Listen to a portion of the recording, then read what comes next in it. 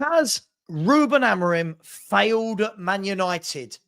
There are talks about sacking him. There are talks that he's a flop. He's a flop that can only do it in lesser leagues.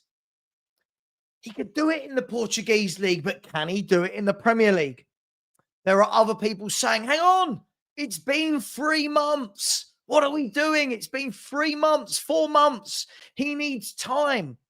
There are other people saying, this isn't his fault. This is a mess that's been accumulated by the likes of Ole Gunnar Solskjaer, Ten Hag, the owners of Man United. Ineos coming in haven't helped. There are other people saying, terrible. He's stubborn. He will not change his tactics for anybody, for anything. He will not change his tactics and approach to adapt to the players and the surroundings that he have. Now, all of these things could be true. There could be little elements. There's plenty of blame in that pie to go around. The blame pie. Lots of different segments of where the blame could be. But are Man United fans being too rash?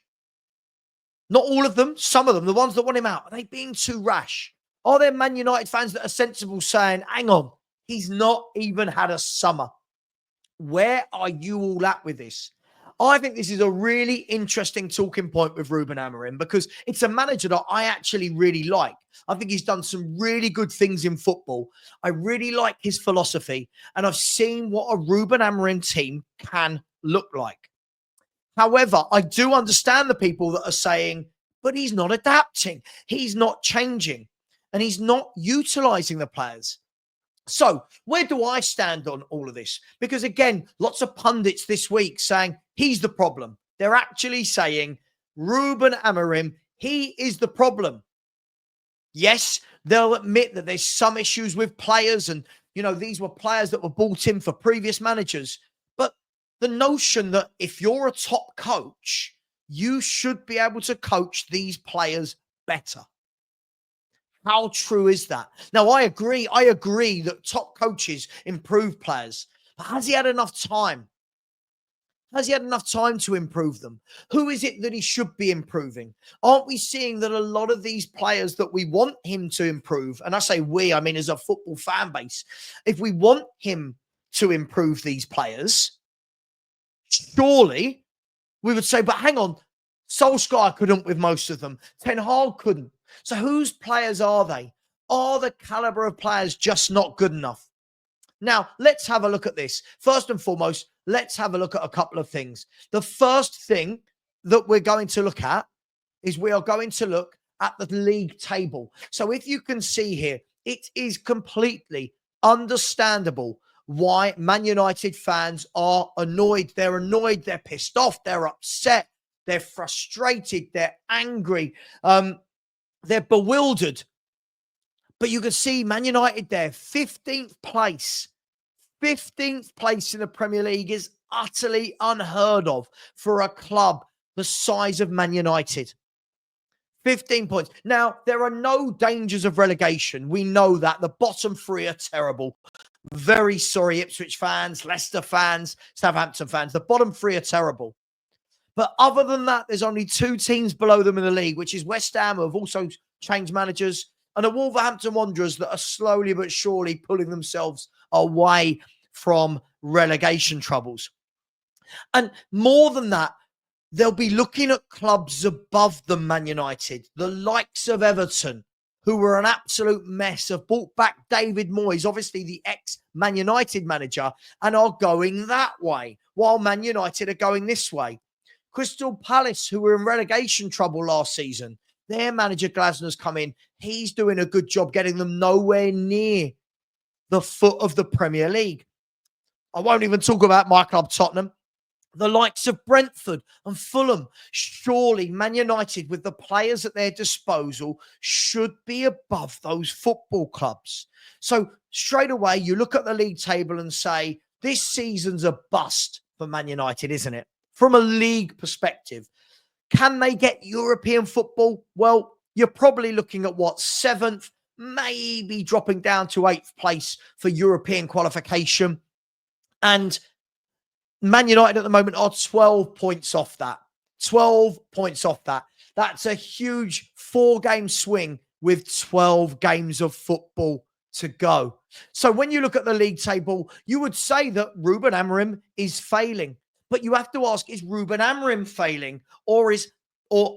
Bad grammar, or are Man United failing? So is it Amorim? Is it Man United? Is it the perfect storm of both? Are they both failing? Players are bad, tactics are bad. Put it together, sink. I don't know. You guys and girls, let me know. Now, when you look at the tactics, I always ask myself this question. So we know that Ruben Amorim is stubborn in the way he wants to play. He wants to play that 3-4-3 with 3 centre-halves and 2 wing-backs. He wants to play that way. The 2 wing-backs almost act as defenders when they're without the ball and as wingers when Man U have got the ball. And he wants to play that kind of fluid 3 up front.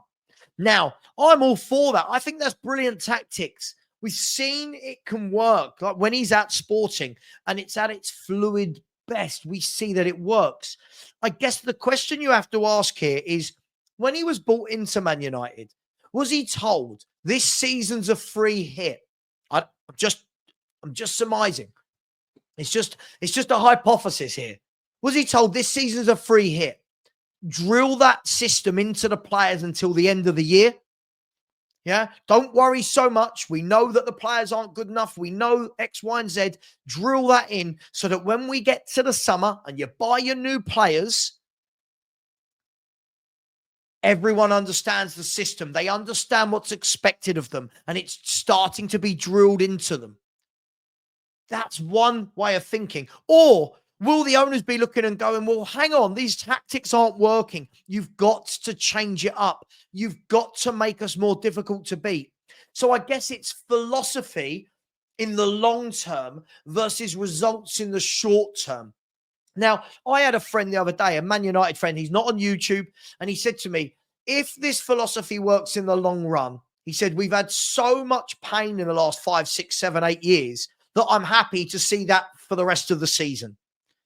He said, but what we must see, he said, what we must see is from next season, and after he's had a transfer window where he's brought in 4, 5, 6 of his own first team players, it's got to do that. And you see me doing this on YouTube all the time. It's got to do that. It can't be that he's then had the summer, he's had that 6, 7 months to implement the philosophy, and then they're still doing this. So I'm asking Man United fans, all football fans, where do you stand on that? Philosophy over immediate results, because it's not been good. And if we go back to the league table, you can see there that Man United in their last 6 Premier League games have won 2, lost 3 and drawn 1. It's not the end of the world, but maybe for a club the size of Man United it is.